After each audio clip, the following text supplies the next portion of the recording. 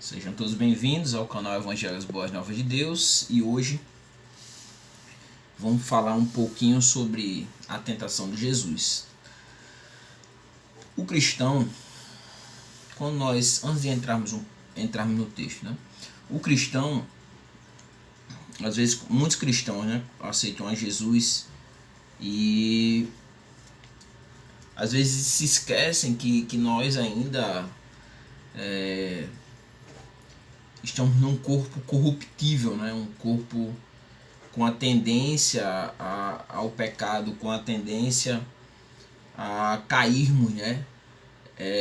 E muitas vezes o que acontece? Muitos cristãos eles acabam trazendo sobre si uma ideia de super crentes, né? E com isso muitas vezes nós vemos o fracasso, como também muitas pessoas às vezes depositam nas outras pessoas a sua espiritualidade, né? Esquecendo que a nossa base espiritual, né, de nossa conduta, comportamento, né, compreensão, inclusive a chave hermenêutica das escrituras é Jesus. E quando a gente muitas vezes deposita a nossa esperança ou depositamos uma ótica muito espiritualista em pessoas ou em nós mesmos, muitas vezes a nossa tendência é a queda. E aí nós vemos grandes pastores caindo, nós vemos pessoas que aos nossos olhos, né, porque diante de Deus nós somos todos iguais, Ele que é o Senhor, né, mas assim, na ótica humana a gente acaba observando pessoas e colocando aquelas pessoas como exemplo de fé, né, e elas caem. E com a queda delas, muitas vezes muitas pessoas vão junto, né? Cai junto. Quando cai um pastor, quando cai algum cantor, vão junto, porque não compreendem que a nossa fé deve estar depositada em Cristo e que enquanto estivermos nessa matéria corruptível, a nossa tendência é a corrupção, né? Então, vamos entender, vamos primeiro entender a questão, tanto a tentação como a provação no próprio Jesus, né? E para isso precisamos entender que Jesus ele foi tentado, como também ele passou por por provas, ele foi provado em todas as coisas, né? Como também ele foi tentado, daí o texto de Mateus capítulo 4. Hebreus fundamenta isso, Hebreus 2:18 diz, uma vez que ele próprio passou por sofrimentos e tentação, é capaz de ajudar aqueles que são tentados.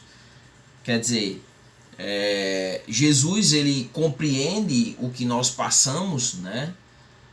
E ele pode nos ajudar, né? Por quê? Porque ele próprio passou tanto por sofrimento como por tentações, né? E ele pode nos ajudar em nossas tentações, né? Daí ele ser o nosso sumo sacerdote perfeito, que é o que diz aqui em Hebreus capítulo 4, versículo 15, diz: nosso sumo sacerdote entende nossas fraquezas, pois enfrentou as mesmas tentações que nós, mas nunca pecou, né?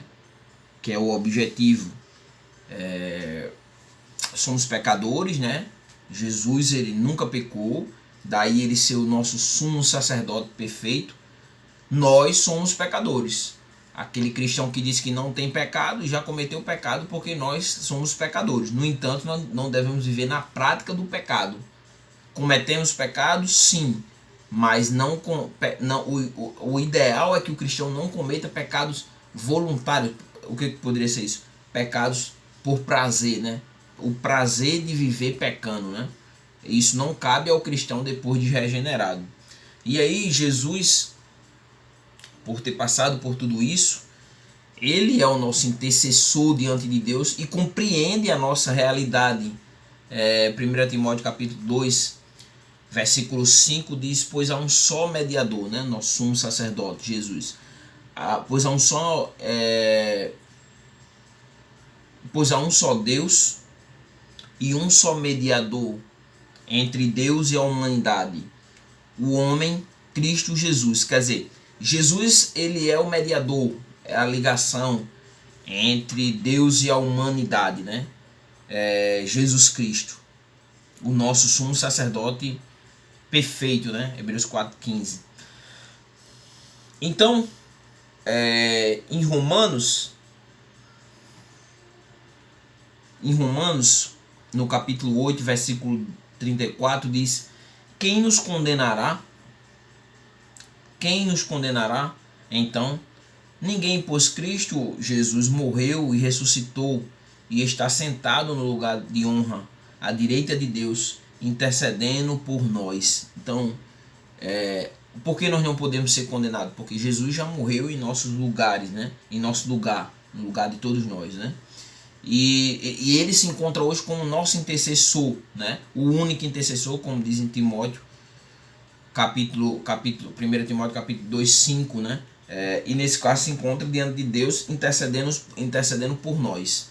Então, como eu falei, o crente ele tanto passa, assim como nós somos imitadores de Cristo, e Cristo passou por provações, por sofrimento, por tentação, da mesma forma o cristão também ele passa por provações, como também por tentações. Só que existe uma distinção entre a provação e a tentação na vida do crente, né? A provação para o cristão é um teste à nossa fé, né? E esse teste pode se dar através de problemas ou mesmo de dificuldades. Nós vemos Deus provando Abraão, por exemplo, em Gênesis, no capítulo 22 e no versículo 1 e 2, você vai ver que Deus ele prova Abraão através do sacrifício de Isaac, né? E Deus pede que Abraão ele sacrifique ao seu filho Isaac, né? E Abraão vai fazer isso, e lá antes de Abraão matar o filho, né? Sacrificar o filho, Deus intervém. Isso no capítulo 22 de Gênesis, Deus vai intervir. Então, Deus fez o que? Provou a fé de Abraão através do seu filho. E Deus prova os seus servos, né? Prova a nossa fé, né? Para que nós cresçamos espiritualmente. Daí Abraão, ele é o nosso pai na fé, né? Foi provado e aprovado por Deus. Agora, por outro lado, nós temos também a tentação, né? E mesmo sendo cristão, mesmo tendo aceitado Jesus como Salvador, Deus ele permite que o crente ele seja tentado, né? No entanto, não é Deus o tentador, né? Deus não tenta ninguém, ninguém tenta, mas permite que sejamos tentados, né? Um exemplo de que passou tanto por tentação quanto por provação, né? Foi Jó. Jó ele foi levado foi tentado pelo diabo, no entanto por Deus ele foi provado. Deus provou a fé de Jó e novamente o resultado foi que Jó ele cresceu na fé, né? Ele cresceu na fé. No entanto, a tentação é um convite para o pecado, né? Por isso Deus não tenta ninguém. Deus não quer que ninguém viva uma vida de pecado. Mas a tentação é um convite para o pecado, é um chamamento para o mal. E aí, como que o cristão ele é tentado? Quais são as circunstâncias que levam o cristão a ser tentado? A primeira coisa é pela própria natureza, como disse no começo. A natureza do homem e o pecado, a natureza caída do homem, mesmo depois de regenerada, a luta entre a carne e o espírito, condicionando o homem, sempre empurrando o homem para uma vida de pecado, né? Para transgredir a lei de Deus, para chamando ele para a prática do mal, né? Convidando ele para o pecado. Então a nossa natureza ela é inclinada a isso. E nós vemos agora o que acontece. A nossa natureza inclinada para o pecado, essa natureza ela tem característica a partir de como você viveu, como você foi criado. e desenvolve em algumas pessoas algumas formas de tentações que não desenvolvem em outros. O que eu estou querendo dizer? Muitas vezes existem pessoas que, por exemplo, gostam de dinheiro e fariam qualquer coisa pelo dinheiro, até mesmo transgredir a lei de Deus através da corrupção e coisas desse tipo. No entanto, existem outras pessoas que não são inclinadas, a sua natureza não é inclinada a isso, mas já é inclinada a mentir, a ser um mentiroso nato, poderíamos dizer assim. Outras pessoas já são inclinadas através da sexualidade. Então, isso eu falo, por exemplo, existem pessoas que têm uma libido maior, um desejo maior, e aí a sua inclinação para o pecado vai ser através desse desejo, através da sua sexualidade. E aí alguns, através da sua sexualidade por pessoas do mesmo sexo, a sua natureza corrompida, regenerada, mas ao mesmo tempo querendo migrar, para voltar para de onde saiu, né?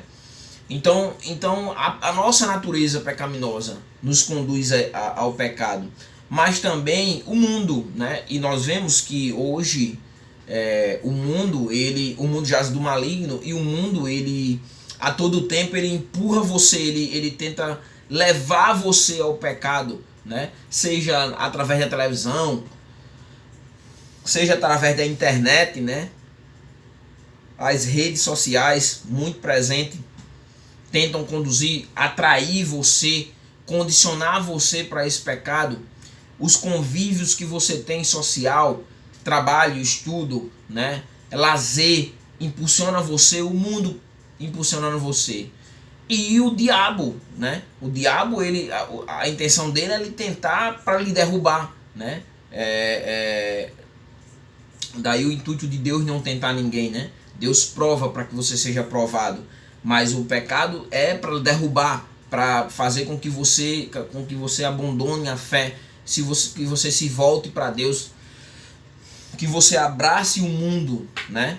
E aí, como esse pecado, como essa tentação atua na vida das pessoas? Ela atua a partir de que a tentação, ela procura criar o desejo de pecar. Tiago vai abordar exatamente isso, né? Tiago vai dizer assim, Tiago vai dizer em Tiago, no capítulo 1 e no versículo 14 e 15, diz: a tentação vem dos nossos próprios desejos, quer dizer, a sua natureza, né? Que nos seduzem, né? O desejo, né? Nos seduzem, e através dessa sedução nos leva, nos arrasta, né?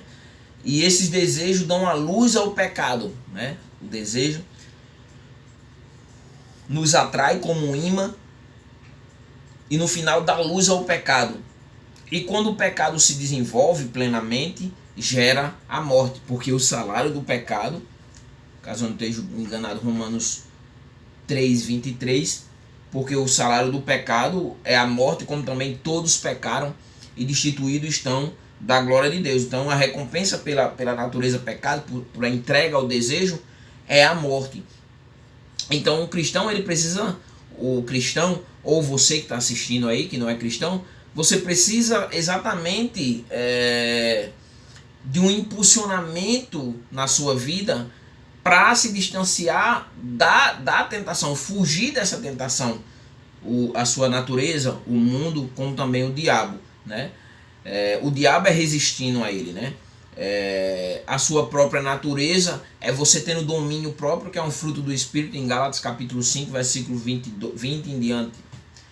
E o diabo, o mundo, você ser seletivo, né? Você é do mundo, mas você questionar se aquele ambiente, se aquele lugar, se o que você está fazendo, se o que você está assistindo, se é conivente com a sua fé. Se você não faz isso, você vai abrindo portas progressivamente. Vai abrindo uma porta, vai abrindo outra porta. E quando você for ver, o seu desejo vai lhe arrastar. E no fim, o que vai restar é a queda, né? É a entrega ao pecado, né? O pecado vai gerar, o pecado gera, o desejo gera luz a esse pecado, e você olha lá, como aconteceu com Adão e Eva no Jardim do Éden, com Eva ali, quando viu ali o fruto de uma forma diferente, foi lá pecar. Um exemplo bem interessante biblicamente também é o exemplo de José, né? Na casa de Potifar. José, ele podia ali ter pego a esposa de Potifar e adulterado com ela, mas ele resistiu, ele correu. E muitas vezes na nossa vida, se você não quer cair na tentação, você tem que correr. Porque se você não corre, se você fica, se você olha de uma forma mais profunda, se você não para e sair, se você não fugir, a sua tendência é exatamente a queda. Um exemplo disso é Davi. Davi é um exemplo bom. O José correu enquanto Davi estava lá passeando pelo palácio, quando vê lá uma mulher, uma mulher ali, que coisa maravilhosa. Se ele sai dali, foge dali, ele tinha um harém, né? Nem precisava de nada daquilo. E se ele foge, não tinha gerado, mas ele ficou olhando, ele desejou, ele trouxe a mulher até ele. E aí é o pecado, é a tentação ali, você você impulsionando os seus desejos, e o que resta é a tentação. E aí, como nós podemos resistir, por exemplo, o diabo, ou poderíamos dizer, como o cristão resiste o diabo e vence a tentação? Em Tiago ainda, no capítulo 4, né? Lemos o capítulo 1. Vamos ler agora o capítulo 4, versículo 8 e 9. Vai trazer algumas informações aqui de como nós vencemos, né? Se você resiste o diabo, você vence a tentação, né? Uma parte da tentação, tem todo um conjunto. Você precisa também ter o domínio próprio para vencer a sua própria natureza. Mas aqui o diabo, Tiago diz assim: portanto, submeta-se a Deus. Então está aqui o primeiro segredo para vencer a tentação: se submeter a Deus. O que isso quer dizer? O que significa se submeter a Deus? Quantas pessoas elas se deixam levar, e hoje a sociedade, o mundo tem condicionado cada vez mais a isso, a ocupar a nossa vida o tempo todo, a ponto de não termos tempo para nada, o tempo corrido, trabalho, faculdade, estudo, curso, pós-graduação, e aí para Deus pouco tempo, né? E aí tudo vai ocupando a sua vida, vai ocupando o seu tempo, e você não tem tempo para se submeter a Deus. Você não tem tempo para ler a palavra. Você não tem tempo para orar. Você não tem tempo para jejuar. Você não tem tempo para ter comunhão com os irmãos. Digo muito isso. A pandemia, ela pegou os cristãos e ela transformou muitos cristãos em crentes de internet.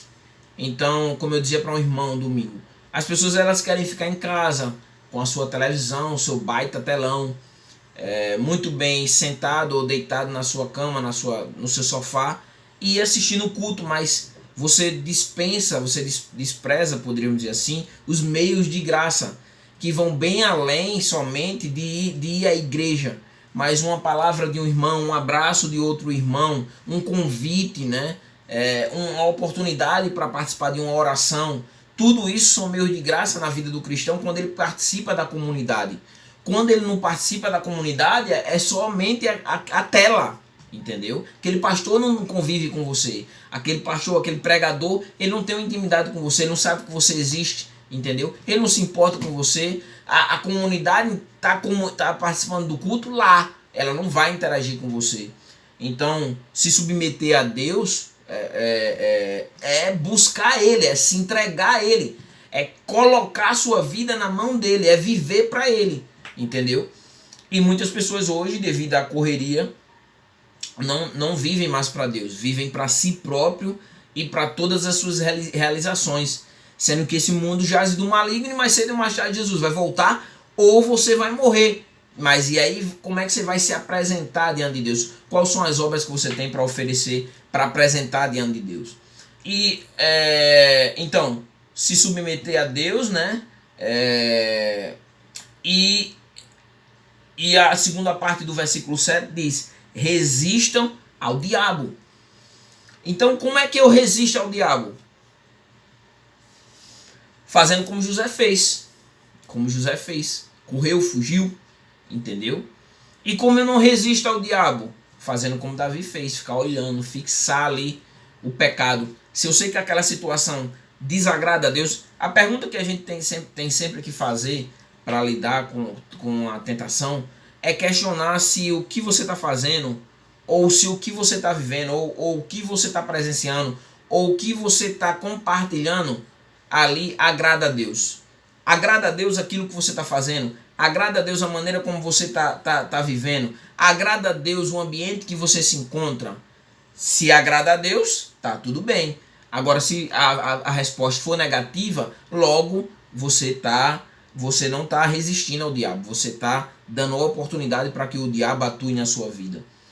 E aí o versículo 8a diz: aproxime-se de Deus e ele se aproximará de vocês. Então, duas coisas aqui. Como que eu resisto o diabo? Né? Como que eu resisto o diabo e venço a tentação? Primeiro se submetendo a Deus e depois resistindo a ele, resistindo ao diabo. Mas em Efésios no capítulo 6 e no versículo 10, Efésios 6:10, ainda traz uma coisa pra gente, que é a armadura de Deus, se revestindo da armadura de Deus. E aí o autor aos Efésios, o apóstolo Paulo, ele vai nos trazer exatamente toda a armadura, né? Se você tiver uma Bíblia aí, Efésios capítulo 6, a partir do versículo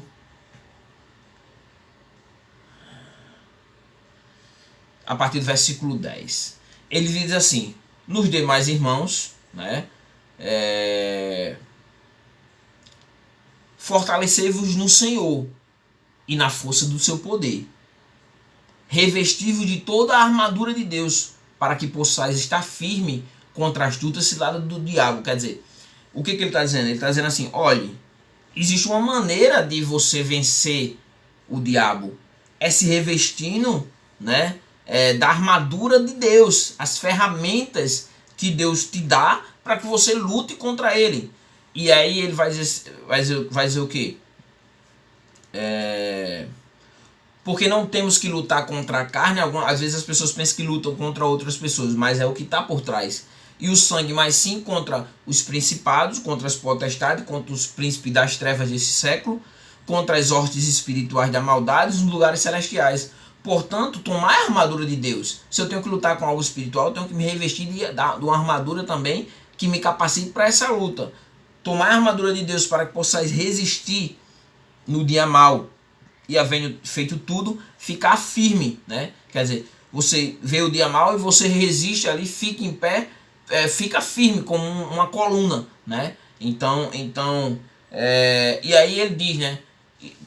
Estás, pois, firme, tendo cingido o vosso lombo com a verdade, e vestida a couraça da justiça, verdade e justiça, calçado os pés com a pregação do evangelho, quer dizer, a boa notícia, né? Tomado sobretudo o escudo da fé, a confiança, com a qual podereis apagar todos os dados inflamados do maligno. A fé é o escudo que impede com que o maligno nos atinja.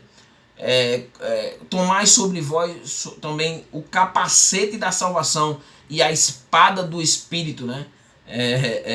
Que é a palavra de Deus. A espada é a palavra de Deus, né? Orando em todo tempo, com toda oração e súplica no Espírito, e vigiando nisto, com toda perseverança e súplica por todos os santos. A oração, uma vida de oração, né? E por mim, Paulo pede que orem por ele, para que me seja dado ao abrir da minha boca a palavra com confiança, para fazer notório o ministério do Evangelho, da boa notícia, pelo qual sou embaixador em cadeias para que possa falar dele livremente como me convém falar. Então a nossa luta é uma luta também espiritual contra as potestades, e nós temos que estar preparado. Então, se eu como cristão, eu simplesmente não como cristão, se eu não me aproprio da armadura de Deus, se eu não me submeto a Deus, não vivo de acordo com aquilo que Deus requer de mim, mas me distancio dele, logo como é que eu posso vencer a batalha? Como é que eu posso vencer as tentações da vida? Como é que eu posso ser aprovado nas provações se eu deixo Deus de lado? Então, eu vou finalizar essa primeira parte aqui, depois a gente entra só na tentação de Jesus. Mas a pergunta que eu faço para você é: como você tem lidado com as tentações? Né? Como você tem lidado com as provações de Deus na sua vida? E aí vem a questão, né? Além de tudo isso, você tem que fazer uma autoanálise. É o confronto, né? Para mim também, eu estou me confrontando. E aí vem a questão, qual é o tempo que você tem se dedicado a Deus? Quanto tempo você tem dedicado para buscar o Senhor, para se dedicar a Ele, para viver pela causa do Evangelho, para enaltecer o nome dEle? Quanto tempo você tem tirado para orar? Quanto tempo você tem orado? A pergunta talvez fosse até essa. Você tem orado ou não? Ou a cada dia o cotidiano e as circunstâncias que nos rodeiam tem tirado essa oportunidade de você ter um momento de oração para com Ele? E aí o que acontece? Quanto tempo você tem tirado para ler a palavra dele? Quanto tempo você tem tirado para levar a palavra dele a outras pessoas? Quanto tempo? Aí você pode dizer, todas as suas respostas podem ter sido negativas. E aí você pode trazer para mim o indagamento. E aí, o que eu faço? E aí você vai ter que pegar, né, e trazer Deus de volta para a sua vida.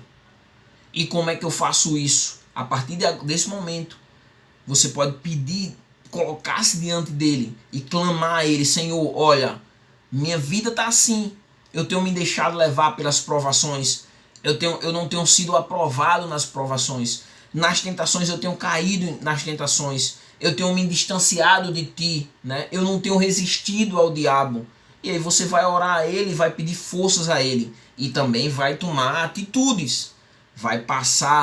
Vai transformar Deus na prioridade da sua vida, em buscar o reino de Deus em primeiro lugar e a sua justiça, para que as demais coisas não sejam acrescentadas. Então você vai colocar Deus em primeiro lugar na sua vida, cortar as arestas. Muitas vezes aquilo que você acha que é bonança, não é bonança, né? Mas é uma porta aberta para a maldição. Então o que você vai fazer? Se submeter a Deus de aqui em diante. Se voltar para Ele. Se você não conhece Jesus como Salvador, você precisa aceitar Ele como seu único e suficiente Salvador. Trazer Ele para a sua vida. Como eu faço isso? Através de confessar os seus pecados e pedir para que Ele envie o seu Espírito Santo para habitar na sua vida. Procurar uma igreja. Se você já é de uma igreja, procurar cada dia mais se dedicar dentro da sua igreja. Se você está desviado, voltar para a casa do Pai. Voltar para a igreja, né?